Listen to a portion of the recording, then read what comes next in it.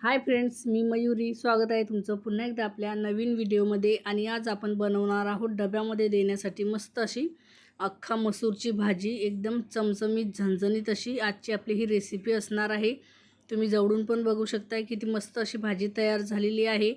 ही भाजी तुम्ही मिस्टरांना तुमच्या किंवा मुलांना पण डब्यामध्ये देऊ शकतात. लहान मुलं पण आवडीने खातात आणि माझ्या दोघंही मुलांना ही भाजी खूप आवडते. तर बघा, इथे मी एक वाटी भरून अख्खा मसूर घेतलेला आहे. निवडून घ्यायचा आधी आणि 3 ते 4 पाण्याने याला मी आता स्वच्छ धुवून घेणार आहे आणि मग त्याच्यामध्ये पाणी टाकून व्यवस्थित ते भिजवून घेणार आहे 3 ते 4 तासासाठी. 3 तास भिजवलं तरीही चालेल. आणि तुम्ही बघू शकताय 3 ते 4 तासानंतर मस्त असा मसूर भिजलेला आहे. हाताने कट करून बघायचा, असा कट झाला की समजून जायचं मसूर भिजला आहे. आणि गॅसवरती कढई ठेवून घेतली. कढई गरम झाली आहे. आता त्याच्यामध्ये गरजेनुसार तेल टाकूया. तेलाचं प्रमाण आपल्या आवडीनुसार कमी जास्त इथे करायचं. आणि तेल गरम झाले मस्तपैकी. त्याच्यामध्ये जिरं टाकून घेतलं. जिरं छान फुललं आणि आता आपण याच्यामध्ये लसूण टाकून घेणार आहोत. तर लसूण मी इथे ठेचून वापरलेला आहे. एकदम जास्त बारीक पण नाही ठेचायचा, थोडासा जाडसर ठेवायचा आणि मिनिटभर हे असंच राहू द्यायचं.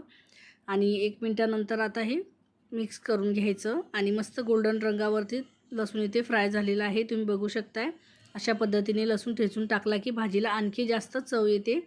आता भरपूर याच्यामध्ये कट केलेला कांदा टाकून घेतला. मस्त बारीक कट करायचा आणि कांद्याचं प्रमाण जास्त ठेवायचं. मसूरच्या भाजीमध्ये कांदा जास्त असला ना की भाजी खायला एकदम टेस्टी लागते.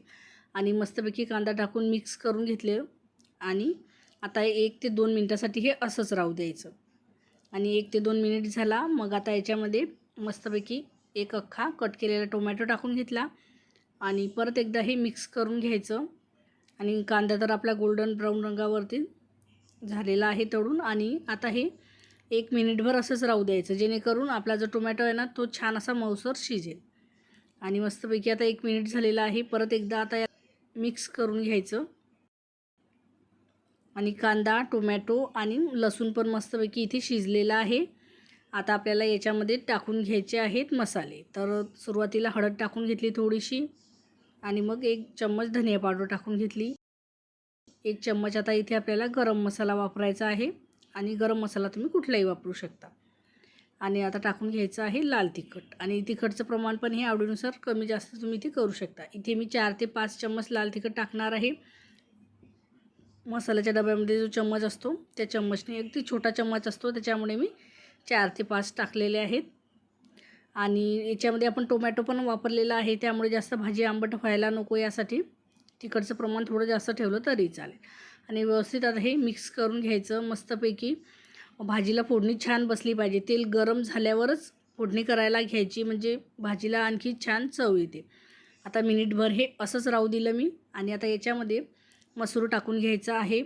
आणि तुम्ही मसूर शिजवून घेतला तरीही चालेल, पण मसूर शिजायला काही जास्त वेळ लागत नाही. आणि व्यवस्थित आता ह्या सारणामध्ये मसूर मिक्स करून घ्यायचा 1 ते 1.5 मिनटासाठी व्यवस्थित.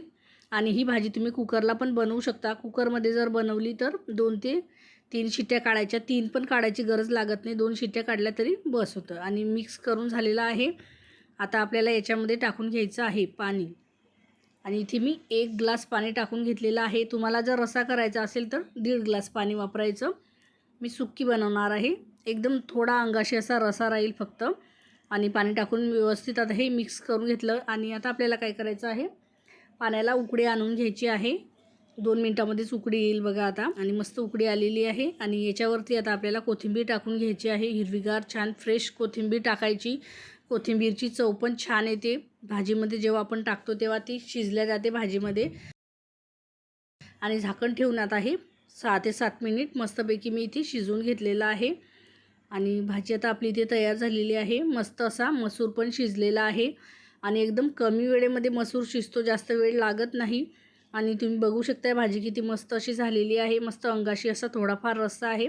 जास्त रस्सा पण नाही ठेवलेला मी इथे, कारण ही भाजी आपल्याला डब्यामध्ये द्यायची आहे त्यासाठी. आता इथे मी गॅस बंद करून घेतला. आता तुम्हाला भाजी पण दाखवते मी.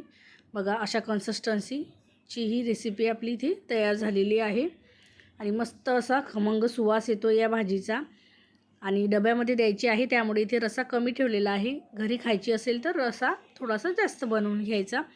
आणि मस्त अशी अख्खा मसूरची भाजी इथे तयार झालेली आहे. वरून आता आपल्याला थोडीशी याच्यावरती कोथिंबीर टाकून घ्यायची आहे. शिजवताना पण कोथिंबीर टाकायची, म्हणजे शिजल्यावर त्याचा अर्क छान भाजीमध्ये उतरतो.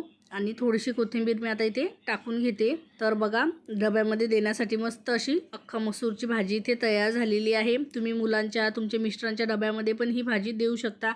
जवळून पण बघू शकता किती मस्त अशी भाजी तयार झालेली आहे.